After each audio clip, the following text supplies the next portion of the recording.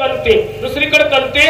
आयुष्य जास्ती असेल, रेस कळली तर काहीतरी रोग होणार, काहीतरी आजार होणार, अलीकडेच मरणार. आयुष्य 100 असेल 60 मध्येच मरणार का?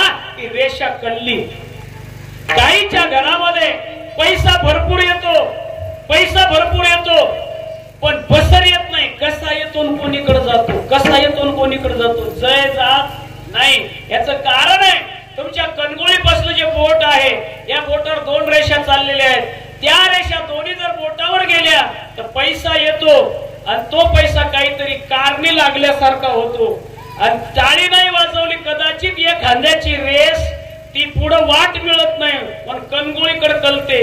कणगोळीकडे कळले की समजायचं पैसा येतो आणि कोणीकडे जातो पत्ता लागत नाही. म्हणून टाळीचा हा एक फायदा आहे.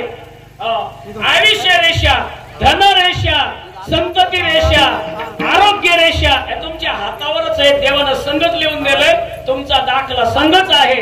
पण याचा तुम्ही कधी अभ्यास करत नाही.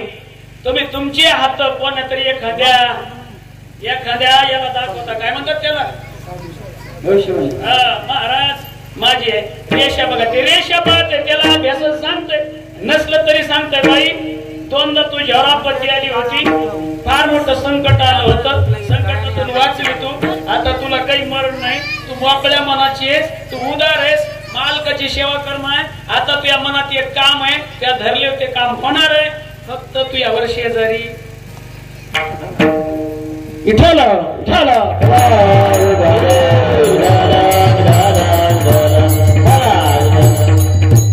तू यावर शेजारी जळतात. तुझ्या भावकीचा एक माणूस तुमच्यावर नेहमी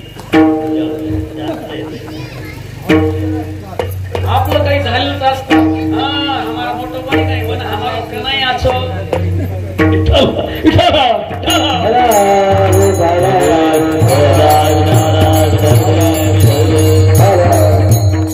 ऐका माझ्या माय बापानो, म्हणून टाळी वाजवा. टाळी वाजवलं की जीवनातलं आरोग्य निर्माण होतंय.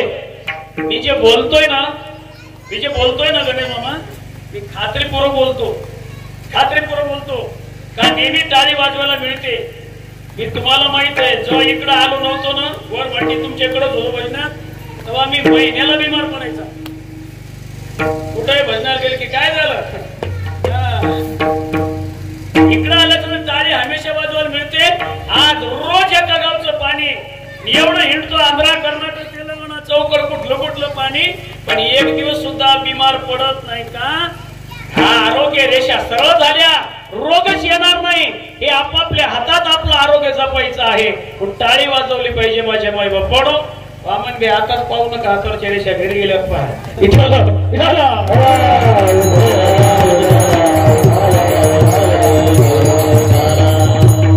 म्हणून माझ्या माय बापानो कल्पना करा, करा हरी भक्ती परलोकी येईल कामा, सोडविल येमा पासोनिया. या येमाच्या तडाख्यातून वाचायचं असेल तर एकच पर्याय आहे, भक्ती करणे, भजन करणे. भजन म्हणजे ते काय जहाज नगारा थाळी म्हणतात त्याच्यावरलं भजन नव्हे. हिना टाळ मृदंग लावलेला भजन म्हणे. भजन चलता चलता होतंय, चलता चलता भजन करू शकता फक्त रामकृष्णारी. तुम्हाला आवडत असेल, रामकृष्णारी कळत नसेल, जय शेवालाल, जय जगदंबा, काही म्हणा, त्याला 1000 नाव आहेत, कोण्या नावाने बोलवा त्याच्याच हात जाते. म्हणून जे आपल्याला आवडतंय तो देवाचं नाव घेतलं पाहिजे. नाही तर काय ते बाई ते काही कमी पडत नाही, सगळे इथंच राहतात, कोणी सोबत येत नाही. जीवनाचं कल्याण करायचं असेल तर जीवनाचं साधन करा माझ्या माय बापानो. पुन्हा मनुष्याचा जन्म मिळणार नाही, खात्री करा, खात्री करून घ्या. पुन्हा याच गावाला येऊ हे सांगता येणार नाही. आहे तोपर्यंत मजा करून घ्या. ऐका, तिथून पुढे गेल्याच्या नंतर, वैतरणी नदी ओलांडल्याच्या नंतर हे विचारतो, काय केलं? कधी भजन केलं? कधी पोथी ऐकली? कधी कीर्तन केलं? कीर्तन ऐकायला गेला नाही म्हणलं की मारतोय, ते एवढं मारतोय. म्हणून आज आमच्या इटल भ्याला आणि मवन भ्याला सांगायचंय, बापाच्या नावाने इतकं सुंदर असा कार्यक्रम राबवलेला आहे.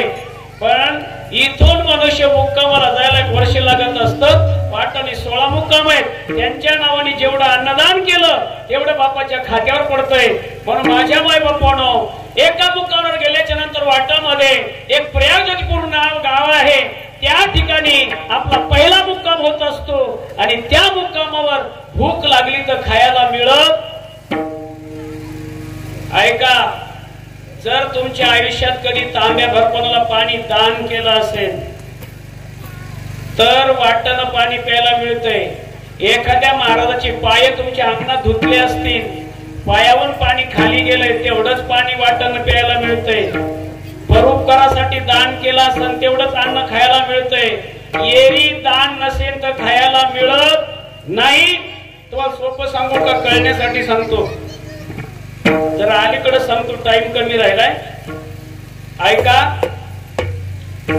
इथून गेल्याच्या नंतर पहिला मुक्काम झाला. प्रत्येकाचे मुक्काम 16 मुक्काम विठ्ठल महाराज वाटताना. पहिल्या मुक्कामाला गेल्याच्या नंतर फार मोठ्याची कथा सांगतो तुम्हाला. कर्ण गेला, कर्ण. आणि कर्ण गेल्याच्या नंतर पहिल्या मुक्कामाला कर्णाला भूक लागली.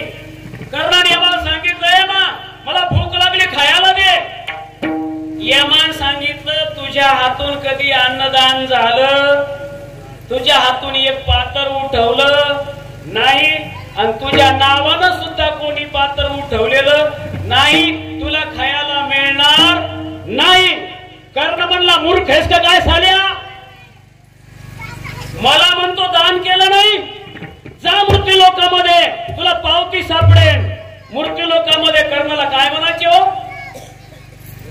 काय म्हणायचे? वारे वा, टाळी वाजवांच्यासाठी एकदा. दानशूर कर्ण. दान म्हणलं की कर्णाचं नाव पहिलं यायचं मृत्यू लोकात. जाय मृत्यू लोकात, मी दान केलं नाही म्हणतोस.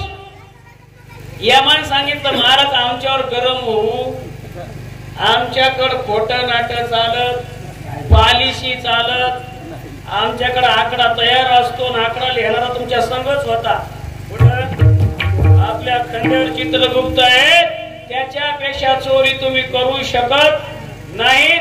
आपल्याच खांद्यावर पाप पुण्य लिहिणारा याडी म्हणून कोणी देख रो कोणी, तुम्हाला देखणाऱ्याचे कोणी डोळे बंद करू शकत. विठाला झाला.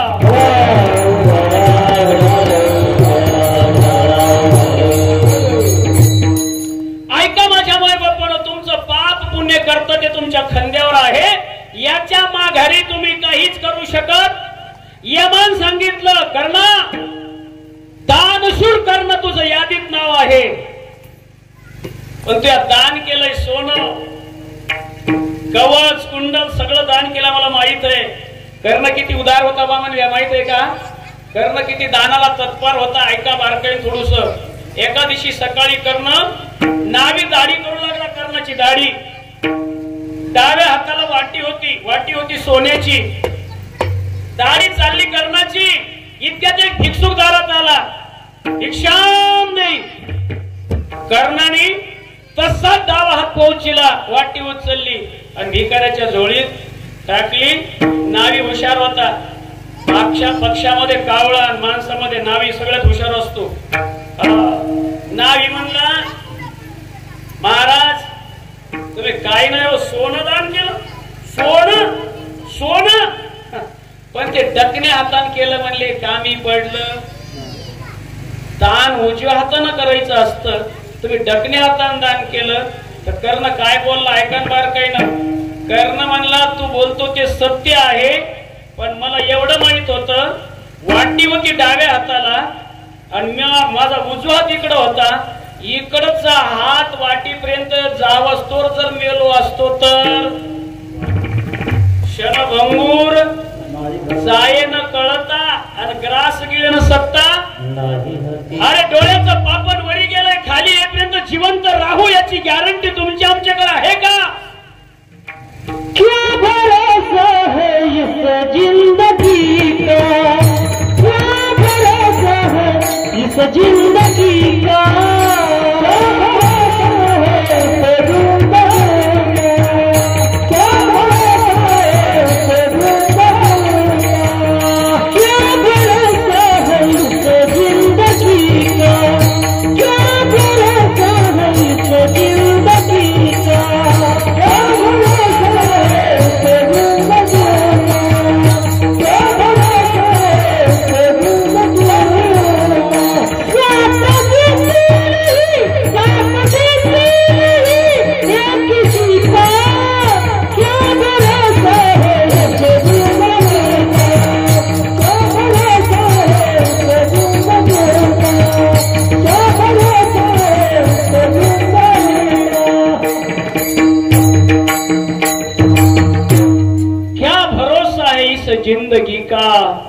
साथ देती नहीं ये किसी का। श्वास रुक जाएगी चलते चलते, क्षमा बुझ जाएगी जलते जलते, दम निकल जाएगा रोशनी का, क्या भरोसा है इस जिंदगी का। काय भरोसा आहे हो? काय भरोसा आहे हो? आपल्या डोळ्यासमोर आपण पाहिले दुःखाची घटना सांगू नये. काय आमचे पंडित लिहायच ना, कोणी सोचलं होतं? आज फवाराला शेतात निघालेला माणूस, शेतात पाणी द्यायला निघालेला माणूस संध्याकाळी घरी येईन पत्ता नाही. हो नाही नाही, क्या भरोसा इस जिंदगी का. श्वास रुक जाएगी चलते चलते, क्षमा बुझ जाएगी जलते जलते, दम निकल जाएगा रोशनी का, क्या भरोसा है इस जिंदगी का. आई सांगतायत हो, आज आपल्यासाठी दिवस माळवेल याची खात्री नाही. कर्ण बोलू लागला, अरे राजा, डाव्या हाताने दान करणं हे चुकीचं आहे मला माहित होतं, पण उजवा हात इकडे जाओ तर जर मेलो असतो तर दान राहिलं असत. याच्यावर तुम्ही ओळखा कर्ण दानात किती तत्पर होता. आज तो कर्ण पहिल्या मुकामाला उपाशी मरायला लागलेला आहे. यमान सांगितलं, तुम्ही दान अन्नदान कधी केलं नाही, जीवनात जर एक पात्र उठवलं नाही तर इथं खायला मिळणार. पण एक सांगितलं, मग कर्ण तळमळ करू लागला, म्हणे भूक लागली आता काय करू. यमान सांगितलं, यम हुशार असतो. यम म्हणला, तुम्ही दान केलं नाही हे खरंय, पण तुम्ही जो दान करत होता त्याचं घर दाखवत होते. त्या घरी जाय, त्या घरी जाय मिळतोय, त्या घरी जाय मिळतोय. मग ते घर दाखवल्यावर बोट पुढे केलंय ना, त्या बोटात ते पुण्य झालंय. ते बोट चाटत बस म्हणजे भूक संपेल. कर्णानं तोंडात बोट टाकाव, हो बोट चाटाव भूक संपण्यासाठी. म्हणून जीवनात येऊन अन्नदान करा, कोणाला तांब्याभर पाणी दान करा. दान केलं तरच मिळतंय खायला. मार छोरीन काय छोरान काय म्हणून इथं जर गुंतून पडला तर कटकट उपाशी मरावं लागणार आहे.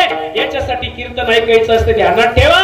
पहिल्या मुकामाला गेल्याच्या नंतर कडकडांच्या रामसिंग बापूला भूक लागलेली. आज 13वा दिवस आहे, भूक लागली. तिथं विचारलंय, आपण कधी दान केलं का? तर बापू हो म्हणतील, काय म्हणतील मला माहित नाही, पण त्यांच्या नावाने आज विठ्ठल बिहान आणि मोहन बिहान त्यांच्या नावाने दान केलंय. तेव्हा ते रामसिंग बापू आज त्या यमाला सांगले तर भंगाचं पहिलं चरण. माझ्या कुलवाने केला से उतारे, माझ्या कुलवाने केला से उतारे, माझ्या कुलवाने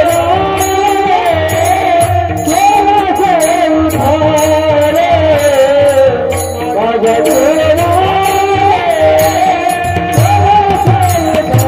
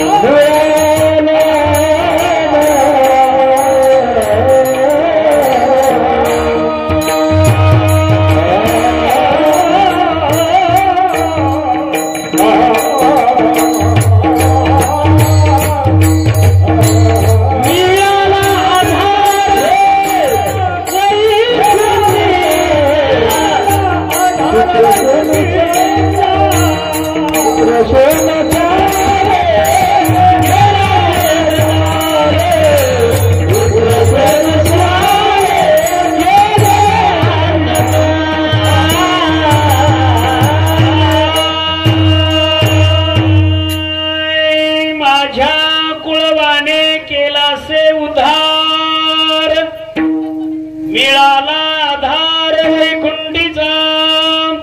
माझ्या कुलवाने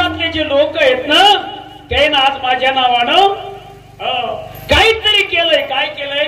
आज त्यांच्या नावाने इथं कीर्तन ठेवलंय. माझ्या कुळवाने केलासे उद्धार. आज कीर्तनाने उद्धार होत असतो. जबू बापू कीर्तन इतकं सोपं, ज्याची काही पुण्य जन्मोजन्मीची असेल पुण्य सामुग्री, तरीच जीव आगरी नाम येईल श्रीरामाचे. ज्याच्या नावाने या ठिकाणी चिंतन चालू आहे त्यांना वैकुंठाचा आधार मिळणार आहे. ध्यानात ठेवा माझ्या माय बापानो. म्हणून तो आत्मा म्हणायला लागलेला आहे, माझ्या कुळवाने केलासे उद्धार. यानं काय होणार आहे? मिळाला आधार वैकुंठीचा, वैकुंठचा आधार मिळणार आहे. म्हणून आता लय मार्ग नाही का, वेळ आपल्याकडे कमी आहे. जो मायबापाचा उद्धार करतो, त्यांच्या नावानं पितर घालतो, त्यांच्या नावाने अन्नदान करतो, त्यांच्या नावानं तेरवी करतो, महिन्याचा पितर घालतो, त्यांच्या नावाने पुण्यकर्म करतो, काही दान वस्तू करतो, तो कुळ संतती ती पुण्यवान असते. ऐका, त्यालाच पुत्र कर्तज्ञ म्हणलेला आहे. तया हरिक वासुदेवा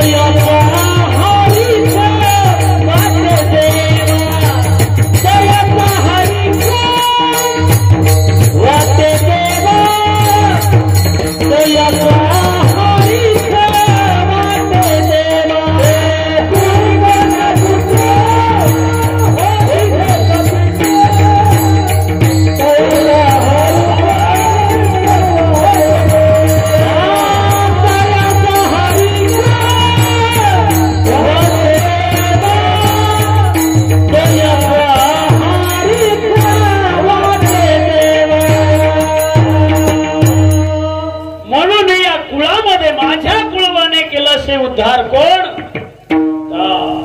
कुळी कन्या पुत्र होती जे सात्विक तयाचा हरिक वाटे देवा. आज देवासमोर त्यांच्या रामसिंग बापूला हरिक वाटणार आहे. हरिक म्हणजे आनंद, हरिक म्हणजे आनंद. ऐका, लय बारकाईन ध्यान द्या. जर नाही अन्नदान केलं तर होतंय काय? काही लोक तेरवी सुद्धा करत नाहीत. कीर्तन भजन कशाचं तेरवी सुद्धा करत नाहीत.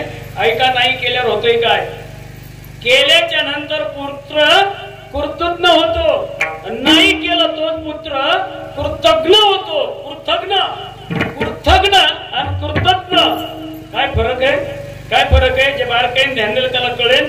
कृतज्ञ आणि कृतज्ञ, ज्ञ आणि ज्ञ एवढा फरक आहे. ऐका, जर बापाच्या नावाने अन्नदान केलं, 4 पात्र उडवले, भजन कीर्तन ठेवलं, तेवी त्याच्या आत्म्याला समाधान मिळावं असं भजन आहे. आता आमच्या लोकांची भजनाला पता नाही. काय चाललंय ती बोलत नाही. नाही ना, मी कोणालाच बोलत नाही. त्या आत्म्याला शांती मिळण्यासाठी भजन असतं. हो, भजन तुमच्यासाठी नसतंय, तुमच्या मनोरंजनासाठी नसतंय. त्या आत्म्याला शांती मिळव त्याच्या नावाने असते भजनाचं कीर्तन. ऐका, कृतज्ञ आणि कृतज्ञ कशाला म्हणतात? मामा, एक वेळेस काय झालं, एक बाई बिन आधारित, तिला कोणीच नाही, तिचा जन्म कुठं झालाय सुद्धा तिला माहित नाही. आणि जशी सिंधुताई सपकाळाची कहाणी माहित असेल ना आपल्याला, त्या प्रकारचं पण ती माऊली लय मोठी होऊन बसली. तुमची आमची माय झाली जगाची आणि महाराष्ट्राची माय झाली सिंधुताई सपकाळ. त्याच प्रकारे असू द्या. ऐका, बाईला कुठं जन्म झालाय सुद्धा पता नाही आणि तिच्या अंगाच्या झिंज्या लोंबलेल्या, अंगावर कपडे बरोबर नाही, आंघोळ पाणी नाही, सगळी पिशासारखी. तिला गावात कोणी येऊ द्यायचं नाही. गावात ती गेली की लेकरं भेऊन घरात पळायचे, माया काय कान व्हायला म्हणून घरात पळायचे. लोक तिला गावात सुद्धा येऊ द्यायचे नाही. अशी तिची अवस्था झाली माऊलीची. ऐका, ती जाता जाता एक दिवस लय भुक्याने व्याकुळ झाली. गावाच्या बाहेर मसनवट असतो, ती मसनवटाच्या ठिकाणी थांबली आणि एक पिंडदान करतो ना आपण, पिंडदान नेतो ना, तो पिंडदानाची यात्रा जात असताना तिनं अर्जी केली, विनंती केली, ओ बाबा, अहो 4 दिवस झाले पोटाला अन्नाचं कण नाही, पाणी मिळालं नाही, गावात कोणी येऊ देत नाही. तुम्ही जे पिंडदानासाठी तांदूळ नेताना मला खायला काही देता का? तर काय लोक ते पिंडदानामध्ये हे पिंडदान बनवलंय, म्हणजे पिंडाला कावळा स्पर्श करायला पाहिजे. बाई मागते तर मोकळे तांदूळ द्या, त्याच्याकडे काही तांदूळ द्या अक्षरासाठी, ते तांदूळ दिले. बार काय नाही काय आणि हो पोराईन तर जास्ती बार काय नाही का? पोराईन तुमच्यासाठी बोलतोय, म्हणजे शास्त्राचं बोलतोय, तुमच्यासाठी म्हणून नाही, पण तुमच्या कामी ऐका. त्या बाईनं समशानाच्या ठिकाणी इतके तांदूळ मिळवले. तांदूळ कुठले होते हो? कोटले होते बामन घ्या, कोटले होते जे पिंडदानाला चाललेले आहेत का? तांदूळ पवित्र आहेत का? पिंडदानाला चाललेले तांदूळ पवित्र आहेत का? तांदूळ अपवित्र आहेत, एवढं लक्षात ठेवा. आणि ती बाई समशानात तितके तांदूळ घेऊन बसली आणि ती वाट बघत होती. मला तांदूळ तर भेटलंय, पण भूक कशी संपणार? मी काय केलं पाहिजे? इथं कुठे जर पाण्याचा सहारा मला मिळाला तर मी तांदूळ शिजवेन असं तिच्या मनात होतं. ती भूक सांगू लागली, काहीतरी टाक माझ्या या आगीला. म्हणून एवढ्यात तिथून एक माणूस जाऊ लागला. तो माणूस जात होता, सर्व जायला गेला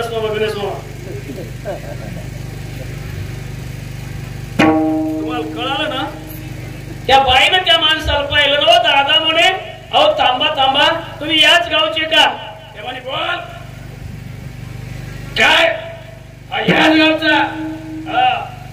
म्हणे दादा मला पाण्याची गरज आहे, माझ्याकडे तांदूळ आहे, पण पाण्याची गरज आहे, मला तांदूळ शिजवायचे. तर मला पाणी पाणी पाणी माझ्याकडे इथंच होती, पाणी इथंच होत. त्यानं काय ना तिथून काय काढलं तुम्हाला कळलंच आता. त्यामध्ये पाणी, त्या बाईला वाटलं पाणी भेटलंय आपल्याकडे, तांदूळ आहे, पाणी पाणी कोणचं आहे? पाणी कोणचं? ध्यानात ठेवा, पाणी पवित्रच आहे का? पाणी पवित्रच आहे का? तुम्ही मग सांग पवित्र, मी काय करू?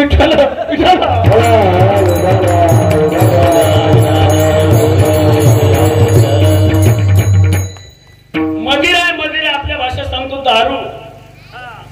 तिला असं लक्षात आलं, माया तांदूळ भेटलंय, पाणी भेटलंय, आता भगून भेटलं की नाही, आपली भूक संपलीच.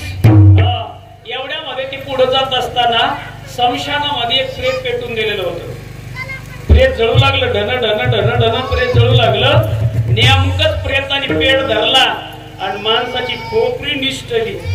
खोपडी निष्ठली, खोपडी ती खोपडी निष्ठली. ती म्हणली माय भगुण्यासारखा आकार तर आहेच की. तिनं खोपडी उचलली, त्या खोपडीत तांदूळ टाकले, तिच्याकडे पाणी होतं. कोणचं पाणी होतं ध्यानात ठेवा. ते पाणी टाकलं त्याच्यात. म्हणले आता चुलीची काय गरज, एरीचं आग चालू आहे. तिनं त्या सरणावरती शिजवायला ठेवलं. आणि एवढं ते गदगद तांदूळ शिजत असताना पहिलं ध्यानात ठेवा, तांदूळ पवित्र आहेत का? याडीवर बोला, तांदूळ पवित्र आहेत का? पिंडदानाला चाललेले तांदूळ आहेत. पाणी पवित्र आहे का? हे दारू. भगुन पवित्र आहे का? भगुन माणसाची खोपडी आहे. आग्नी तरी चांगला आहे का? आग्नी सरणावर ती शिजवायला लागलेली, आग्नी तरी चांगला आहे का?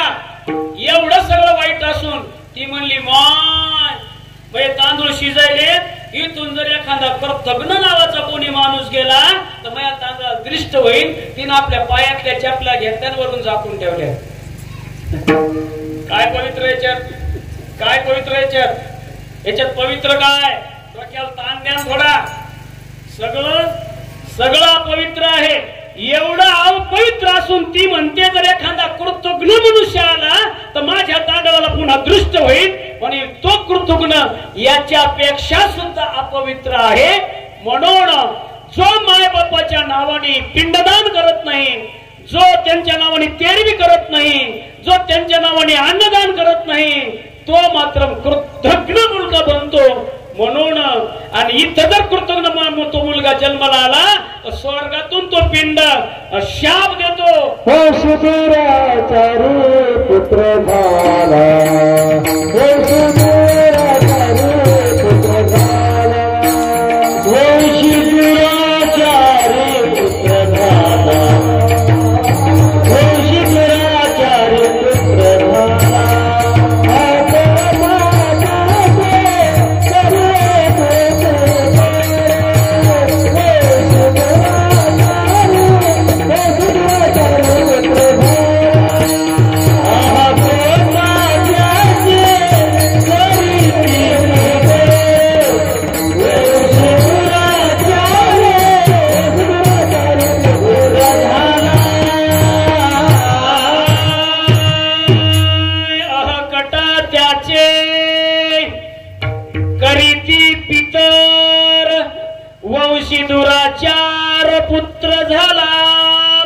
तो स्वर्गीय आत्मा तिथून कडकडवून श्राप देतो. जर इथं त्यांच्या संततीनं नाही काही केलं ना, तो आत्मा शाप देतो. कटा त्याचे करीती पितर आणि वंशी दुराचार पुत्र झाला. माझ्या वंशात हा पुत्र दुराचार झालाय, माझ्याला मला गुटका सुद्धा टाकत नाही, म्हणून तो आत्मा काय करतो, या परिवाराला शाप देतो. शाप देतो. ध्यानात ठेवा. एक सांगू का, पंढरीस पांडुरंग परमात्माने 1000 वेळा आशीर्वाद द्यावा. जर तुम्ही तिकडे जात नसाल तर शेवालाल महाराजांनी 1000 वेळा आशीर्वाद द्यावा. जगदंबेनं आशीर्वाद 1000 वेळा द्यावा. रामराव महाराजांना 1000 वेळा आशीर्वाद द्यावा. आणि पितरांना एकदा श्राप द्यावा. त्या देवाचं त्याच्या समोर काही चालत नाही. त्याला म्हणतात पितृदोष. ऐका, पितृदोष झाल्यावर होतंय काय, ऐका. लय बारका नाही का, मी मनोरंजनाचं कीर्तन करायला नाही आलो, तुम्हाला हसायचं कीर्तन बाकी चला माझ्या संग, मग तुम्हाला हसायचं कीर्तन मिळेल. हे चिंतने कीर्तन आहे, लक्षात घ्या. शिकवण्यासाठी कीर्तन आहे. माझ्या माय बापानो, पितृदोष जर झाला, तो आत्मा शांत नाही झाला तर त्या आत्म्याचे 3 भाग होतात. तो एक आत्मा तुमच्या दारात येऊन बसतो. ज्याच्या घराला पितृदोष, त्याचा आत्मा तृप्त झाला नाही ना, तो आत्मा परत येतो. तुम्हाला ध्यानात दिसत नाही, तुम्हाला दिसत नाही, तुम्हाला आढळत नाही. ध्यानात ठेवा. तो त्या घराला दोष करतो. तुम्ही म्हणसान ना, जरा स्कोरपाटी करून बघतो, हमार बापू आत्रा आचो आत्रा जीव लगातो तो, हमार बापे श्री को जीव हवे केरीच व्यक्तो. ऐका, बऱ्याच लोकांची भावना आहे, बऱ्याच लोकांची भावना आहे, आमचे बाबा एवढं प्रेम करत होते आम्हाला, आमचे बाबा आम्हाला दोष करणार नाही. ही चुकीची कल्पना आहे तुमची. ध्यान ठेवा, शास्त्र काय म्हणतो, जोपर्यंत बाप तुमच्या जवळ आहे तोपर्यंत बाप शिक्षण देत असतो. शिक्षण, असं वागा, असं करा, असं करा, असं करा. आणि तो आत्मा तृप्त नाही झाला तर शिक्षा देतो. शिक्षा तो तुमचा कोणी राहत नाही, कारण त्याच्या नावाने तुम्ही जर नाही कुटका टाकला तर तो शिक्षा दिल्याशी. आता शिक्षण नाही मामा, आता शिक्षण नाही, आता काय शिक्षा. काय शिक्षा देतो, ध्यानात ठेवा. त्या घराला पितृदोष करतो. पितृदोष झाल्यावर होतंय काय, त्या घरामध्ये संतती जन्माला येऊच देत नाही. संतती जन्माला येऊच देत नाही. जर आली, जर घरात सून आली, त्या सूनवर तो सारखा डोळा ठेवतो. आणि ती सून जर दागिनशी झाली, आपल्या भाषेत गर्भिणी झाली, तर त्या बाळावर ध्यान ठेवतो. ते बाळ जन्माच्या अगोदर त्या कुंडलीत जाऊन बसतो तो पितृ. म्हणून लेकरू जन्माला आलं की ब्राह्मणाकडे गेले तुम्ही, ब्राह्मण म्हणतो लेकरू शांतीवर आल्याची शांती करा. शांती म्हणजे काय, शांती म्हणजे काय, तुमच्या पितराचा दोष आहे. ते पितर घरात संतती होऊ देत नाही, झाली तर चांगली होऊ देत नाही. आंधळी खुळी लंगडी करीन. जर अशी नाही झाली तर ती उद्या चांगली निघणार नाही. जर चांगली निघली तर तुमच्या घरात किती कमवा, बसर येणार नाही. बसर येणारच नाही. काही ना काही वर्षाला खड्डा पडेल. एखादा 30,000चं ऑपरेशन, एखादा 40,000चं दुखणं, एखादा काही ना काही तुमच्या घरावर आपत्ती असेल राहणार नाही. त्याला म्हणतात पितृदोष. म्हणून ध्यानात ठेवा, तो पितृदोष काय करतो, पती पत्नीचं पटू देत नाही. पती पत्नीचं पटू देत नाही. पती पत्नीचं पटत असलं तर मुलगा बापाचं ऐकीत नाही. मुलगा बापाचं ऐकीचा, सुनचं सासूचं पटत नाही. सासूचं सुनचं पटत असलं तर मुलाचं सुनचं पटत नाही. जे काही ना काही आपत्ती घरावर येते ते आहे पितृदोष. न जाणो कदाचित ती सुनच आत्महत्या करून तुमचं घर 10-4-2 लाखानं बुडवेल. हा पितृदोष आहे. हे होतंय का, फक्त पितराचा श्राप असतो. घर सुरळीत चालू देत, काही ना काही खड्डा पाडतो तो. पण पितराच्या नावानं कुटका टाकलाच पाहिजे. म्हणून माझ्या माय बापानो, जर मुलगा कृतज्ञ असेल तर आईवडिलाचा उद्धार करू शकतो. आणि कृतज्ञ असलं तर तो आईवडिलाला श्राप, आईवडील त्यांना श्राप देतो. म्हणून आईवडिलाचा श्राप नसावा. का, भावाचं पटत नाही, काही घरात बसता येत नाही, तो लक्षण देत असतो. ध्यानात ठेवा. पुन्हा त्याच्यात सोपा मार्ग सांगतो तुम्हाला कळण्यासाठी. ज्या घराला पितृदोष असेल, इलास महाराज मामा ओळखायचा कसा, हे आपल्याला कळत नाही. काही दुःख आलेत, काही संकट आलेत, काही खड्डा पडायला, काही कळत नाही ना. तर पितृदोष पुन्हा एक संकेत देतो तुम्हाला. जसं तुमच्या एखादी कशाची नोटीस येते तुम्हाला वामन द्या, तशी त्याची नोटीस असते. काय नोटीस असते? ज्या घराला पितृदोष आहे त्या घरच्या माणसाला झोप बरोबर लागत नाही.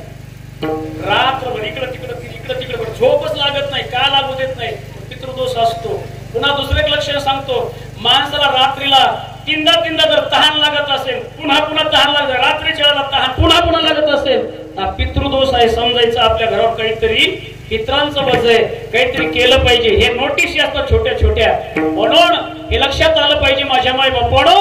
म्हणून आज आमच्या रामशिंग बापूचा आत्मा त्या मुक्कामाला जेवणार आहे.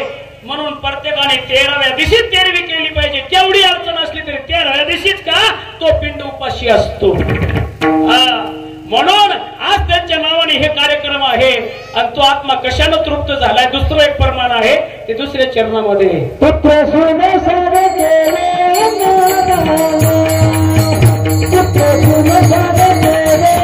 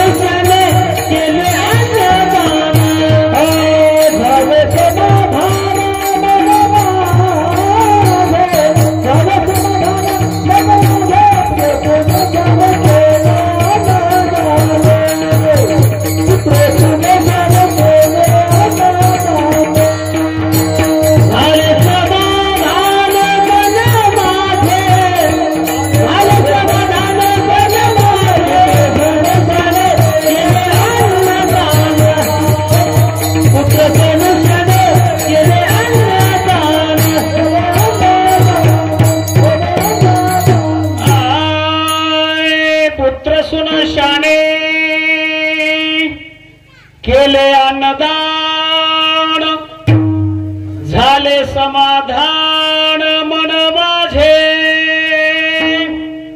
काय झालं? ऐकलं, कळलं तुम्हाला? कशा समाधान झालं मधुकर मामा? कशानं? पुत्र सुनशाने केले अन्नदान आणि झाले समाधान मन माझे.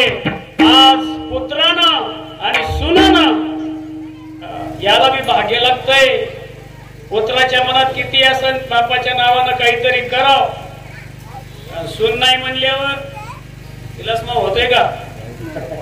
पण काय कळेल.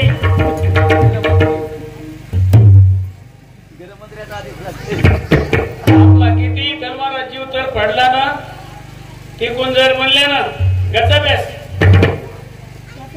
आत्रा भलो करेल चालू कायचे खराब चल का. पती आणि पत्नी गाडीचे दोन चाक आहेत. हो बापू, गाडीचं चाक जर बाड झालं, बाड कळत का? माझ्यापेक्षा जास्ती कळत आहे तुम्हाला. बाड गाडी जर बाडी झाली, चाक बरोबर दिसतात पण ते चाक वाटायला चलत वाट्यात पुढे चलतंय. असं गाडी बाडी झालं की गाडी सरळ चालत म्हणजे गाडीचे हे दोन चाक आहेत. म्हणून तो आत्मा म्हणायला लागलाय माझ्या पुत्रानं आणि माझ्या सुनानं. पुत्र सुनशाने केले अन्नदान, झाले समाधान मन माझे. आता माझं मन काय झालंय? समाधान झालं, तृप्त झालं. आणि तृप्त झाल्यावर आता श्राप देईन का? आता श्राप देईन का? आता श्राप देणार नाही. या घराला भरभरून सुख मिळणार आहे. ते कशाने मिळणार आहे? तो आत्मा आशीर्वाद देणार आहे. भंगाचं तिसरं चरण बोले अंतकरण आशीर्वाद वचन, आशीर्वाद वचन. बोले अंतकरण आशीर्वाद वचन, आशीर्वाद वचन. देव अंत करे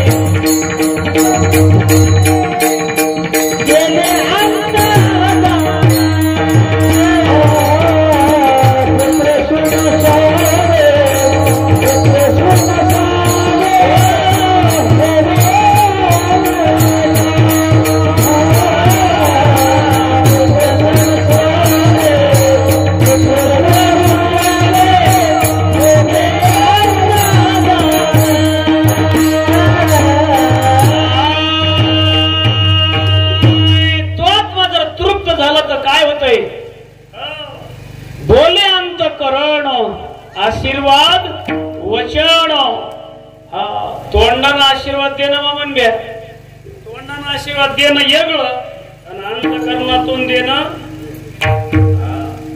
तोंडातला लागतंय का नाही माहीत नाही, पण अंतकरणातला लागल्याशी राहत. तो आशीर्वाद असो की श्राप असो, मी शास्त्रात तर सांगत नाही.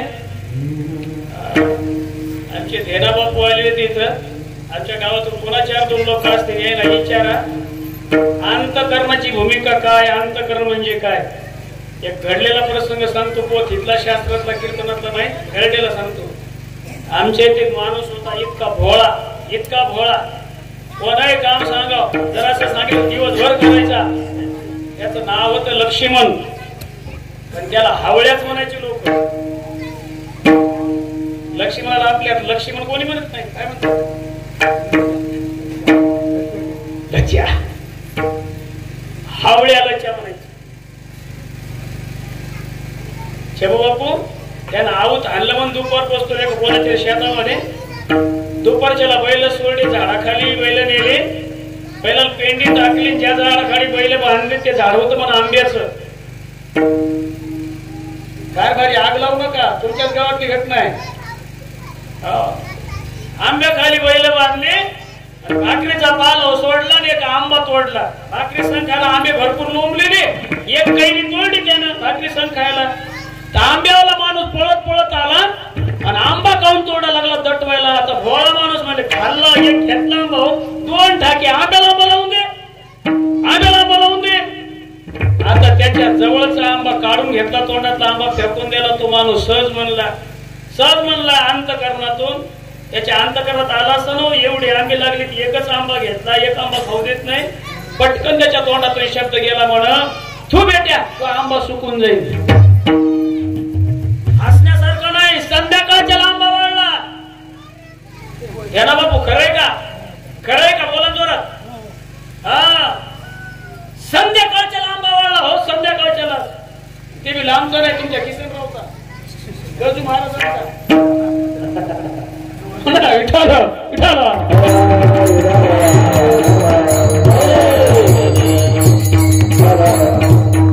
याला काय म्हणतात म्हणजे त्याच्या तोंडाने सगळं जळतच होतं काय, पण ते अंतकरणातून आला शब्द.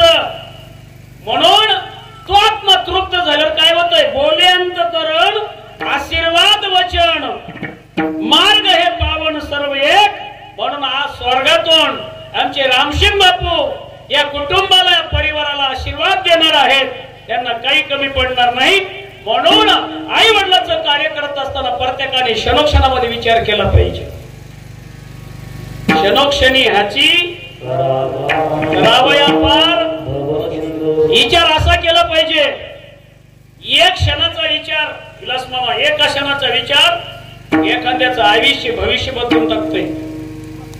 आयुष्य भविष्य बदलतो एका क्षणात. मामन घ्या, एका क्षणात. काय घडलेली घटना सांगतो, दृष्टांत आहे. कुंभारानं चिखल गोळा केला. चिखल हे हंडा काय बनवण्यासाठी जे असतंय ना, त्याला लसलसीत चिखल केला. इतका लसलसीत या माझा भगिनी त्या पातळी वाटी करतात ना, पातळी वाटी तो ते काय म्हणतात त्याला, लसलस लस उंडा बनवतात तसा कुंभारानं लसलस चिखल बनवला. आणि कुंभाराच्या लक्षात आलं इतका सुंदर चिखल आहे ना, या चिखलाची मला चिलीम बनवायची. काय बाबन द्या, काय चिलीम कशासाठी. आता चिलीम जी असती तुमच्या गावात नाही का काय, आमच्या तिकडं सकाळी सकाळी सगळ्या चिलीमीच गड्या सोडल्या. अरे मग तुम्हाला माहिती काय, विठ्ठल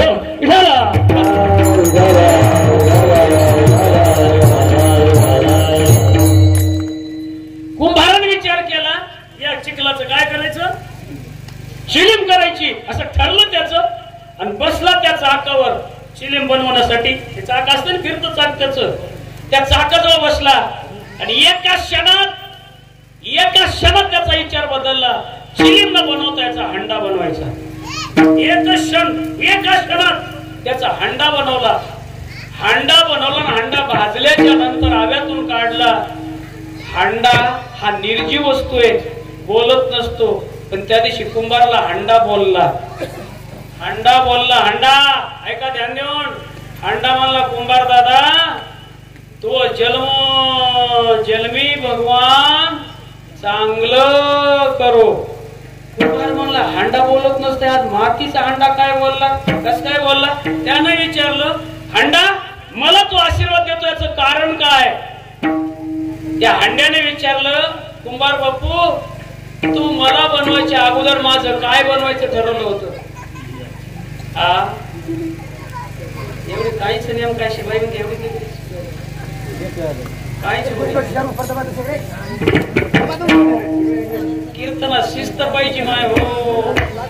शिस्त नसेल ना ऐका ना माझं ऐका इकडे ऐका ना. तुम्ही जिथं बसता ते चित्त नसेल ना त्याला काय म्हटलंय जवळी नाही चित्त आणि काय मांडीले प्रेत. प्रेत कशाला म्हणतात रुपया चित केलेला त्याला प्रेत म्हणतात. इथं बसून सुद्धा ती उपमा घेऊ नका ना. ध्यान देऊ नाही का लेकर रोजच आहेत कीर्तन रोज नाही. हे काय बोलायलो ऐका ध्यानात तुमच्या काहीच नाही लेकर पाहू लागले. ऐका तुमच्यासाठी एवढा आरडायला लागलेलो आहे. माझा टाइम संपलाय. पगार काही जास्त देणार नाहीत मला.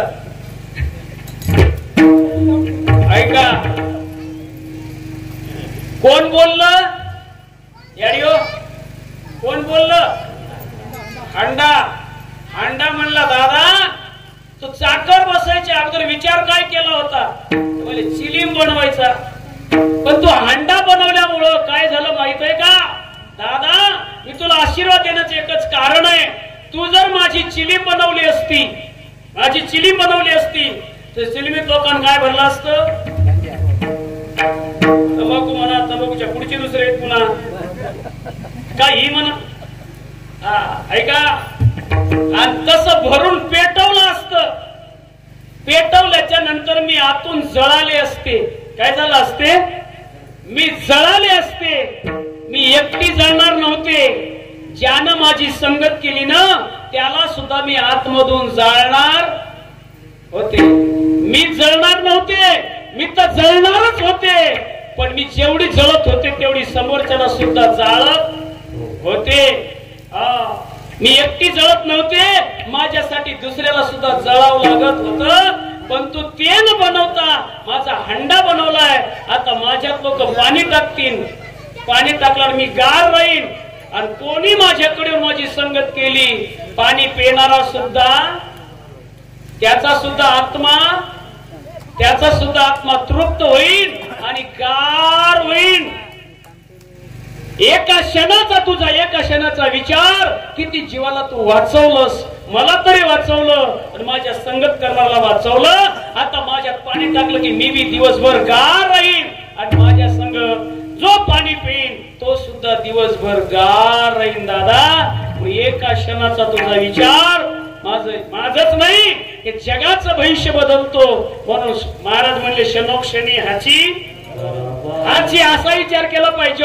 लोकांचा नाश करण्यासाठी कोणाचा अपमान करण्यासाठी कोणाचा नासाडी करण्यासाठी तो विचार करू नये.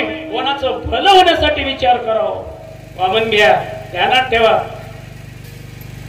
म्हणून तुम्हाला पोथी वाचता येत नाही पुराण वाचता येत नाही कीर्तन करता येत नाही भजन करता येत नाही तुम्हाला वेद वाचता येत नाही. ऐका वेद वाचता येत नसेल नका वाचू. वेद वाचता येत नसेल तर वाचू नका. पण शास्त्राचं म्हणणं आहे जे वेद वाचून पुण्य होतंय तेवढं पुण्य आयत होतंय. कसं होतंय ऐका वेद वाचू नका. गरीबाच्या वेदना वाचा तेवढंच पुण्य मिळतंय.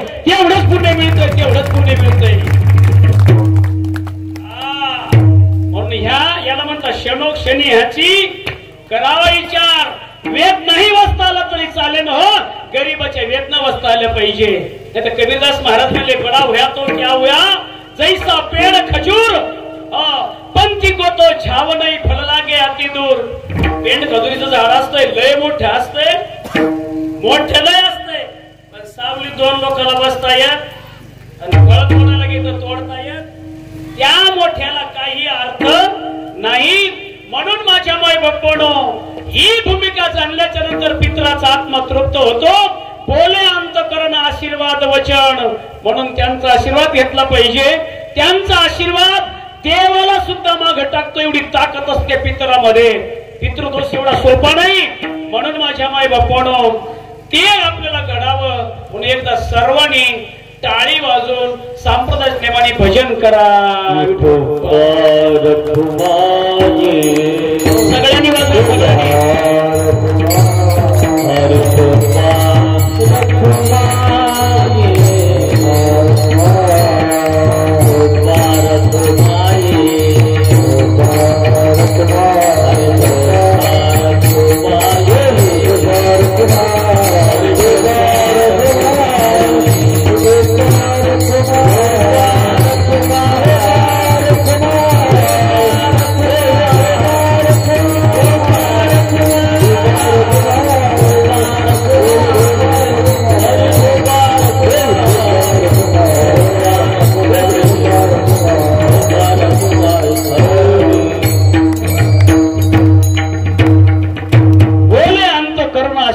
वचन मार्ग हे पावन सर्व एक. वडिलांचा आशीर्वाद मिळाला की माणसाला ती गती प्राप्त होते.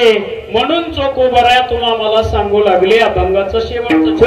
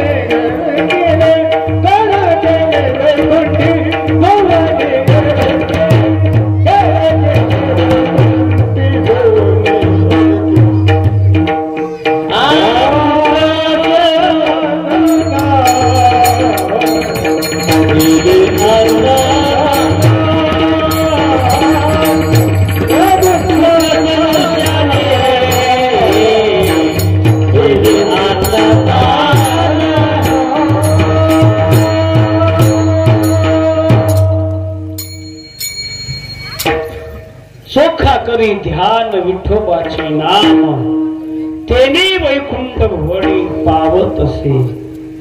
माझ्या मायबापानो, आज आमच्या रामसिंग बापूच्या नावाने या ठिकाणी कीर्तन झालेलं आहे आणि त्याच नेमाने अन्नदान तयार झालेलं आहे। आचार्यांची जन्मकथाच आहे। बाहेर गावून बऱ्याच गावून या ठिकाणी पाहुणे मंडळी आलेली आहे। हा त्यांचा आपला भेटीचा शेवटचा दिवस आहे, आठवणीचा दिवस आहे। इथून पुढे आपली आठवण राहील नाही राहील सांगता येणार। किती गेले किती जाणार आहेत, तुटला आयुष्याचा दोरा, येर वाहुगा पसारा, टाकून पळती रांडा पोरे, अंती होती पाठ मोरे। झालं काय झालं काय झालं? हो थांबा, राहिले ना भजन राहिले, आरतीची तयारी ठेवा। हो ऐका, आज या कीर्तनाच्या निमित्तानं जमलेली पाहुणे मंडळी, आमची इथं दादा आणि मोहन दादा दोघे या ठिकाणी उपस्थित आहेत। दोन्ही सुना आहेत या ठिकाणी आणि बाबांच्या 8 मुली,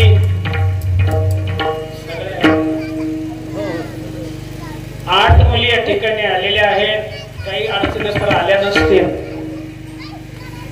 तर जे सगळे सोयरे पाहुणे रावणे तुम्ही आणि आजपर्यंत बापूची आठवण त्याला 13वी झाली आहे, पण त्याची पुन्हा आठवण करणार नाही। जे प्रेमाचे आहेत 2 सुपुत्र ते आठवण करतील आणि ते बी आपल्या संसारात इसरतील। लेकरा बाळामध्ये आठवण असते मुलीला, मुलीला कधी आठवण येते त्याच्या संसारात बोलणारच आहेत, पण सणासुताला वेळ केळाला टायमाला बापाची आठवण येत असते। जोपर्यंत माय आणि बाप आहेत तोपर्यंत मायराला येव असं वाटतं, पण ज्या दिवशी माय आणि बाप गेल्याच्या नंतर माहेराची वाट सुनी सुनी वाटते। माझ्या दादांना लेक किती म्हातारी झाली तर तिला माहेराला येवच असं वाटतं बरं का, ते माहेर आहे। म्हणून त्या सगळ्या बहिणींची वाट बंद पडू नये, ती वाट चालू असावा। 8ही बहिणीला सांगायचं, माय हो, आपले बाबा आणि आई जसं हे सृष्टीचं कार्य, मायबाप कोणाला पुरलेले शेवटाला, कोणाला शेवटाला मायबाप राहत नसतात। म्हणून आपले बाबा गेले, आपल्या माहेराची वाट ही संपली असं म्हणू नका। एक सांगून जाईल मी दादाला, जे आमचे मोठे दादा विठ्ठल दादा आहेत, दादा बाबा गेले, राजा बाबा गेले, आता बाबा पुन्हा भेटणार नाही, पुन्हा बोलायला मिळणार नाही। या 8ही बहिणीचं सुख दुःख आपल्याला बघायचं आहे। जे मोठी घरात भाऊजाई आहे, काय नामचं बाई, भागूबाई, भागूबाईला सांगायचंय आता आपल्याला आईची जागा घ्यायची। ज्या 8 बहिणी आहेत त्या आजपर्यंत आपल्या नंदा होत्या, त्यांना आजपासून नंदांना समजतात, त्यांना आपल्या मुली समजायचंय। काय लागत नाही, तुमच्या घरून गठुडं लागत नाही त्यांना। वेळ केळाला, दुःखा सुखाला, कोण्या टायमाला यांची आठवण करणे हेच आपलं कर्तव्य आहे। म्हणून दोघाही भावाला सांगून जाईल, बहिणीला विसरू नका। आणि त्या बी बहिणी आता त्या बी लेकरा बाळवले झालेल्या आहेत. या ठिकाणी बऱ्याच बाबाच्या नातरुंड पुत्रुंड आलेले आहेत. मळा भरलेला आहे. वेल मांडवाला गेला, हिरवा गदार वेल आहे. हे दुःख डोक्यात न ठेवता दुःख पाठीमागं टाका.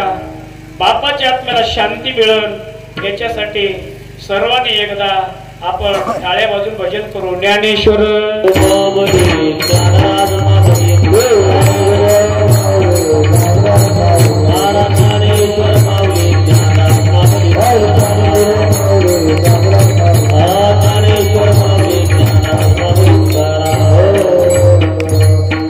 जय विठ्ठल जय जय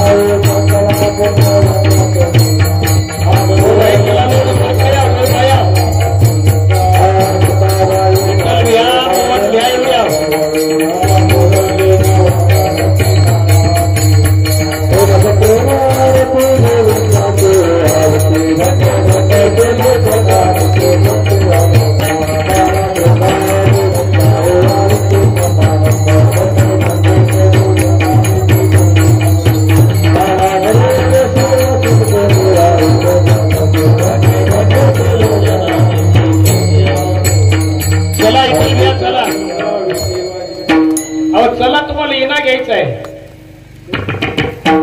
विठ्ठल येणा घ्यायचा या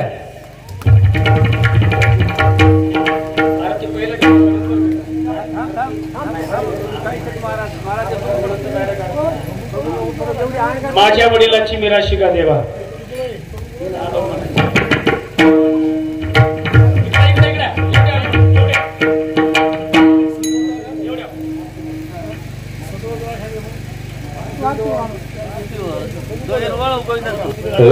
माझ्या वडिलांची मिराशी का देवा.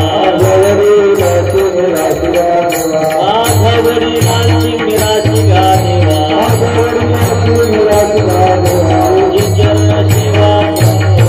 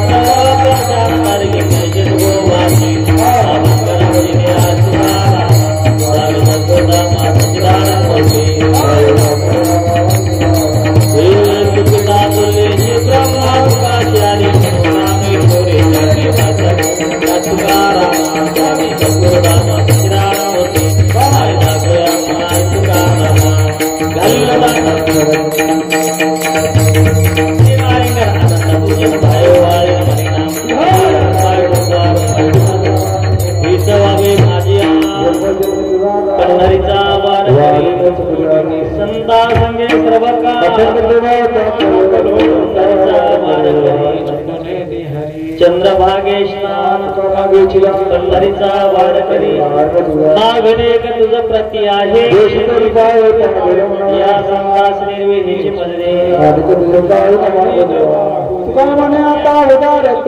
मज ठेवी पायी तुझे काही न मागो देवा. आज या ठिकाणी आमचे विठ्ठल रामकिसन नाईक पवार आणि मोहन रामकिसन नाईक पवार यांच्या विनंतीला मान देऊन आमचे हरिभक्त परायण गुरुवर्य सुभाजी महाराज केळकर अगदी वेळेवर येऊन आपल्याला या तेरवीची विधी काय असते, तेरवीचं कीर्तन काय असतंय याची आपल्याला महत्वपूर्ण माहिती दिलेली आहे. त्याबद्दल सर्व गावकरी मंडळी, पाहुणे मंडळी, महिला मंडळ सर्वांच्या वतीनं महाराजांना कोटी कोटी धन्यवाद. आणि आता ज्ञानदेव तुकाराम भजन होईल आणि असं कोणीही समजायचं नाही, ज्या ठिकाणी भजन कीर्तन झालं त्या ठिकाणी अन्न हे पवित्र होत असते.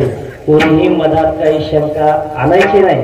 काही कोणाला झालं तर त्याचा जिम्मेदार मी आहे, म्हणून जेवल्याशिवाय कोणी जायचं नाही असं पवार परिवारांची विनंती आहे. ज्ञानदेव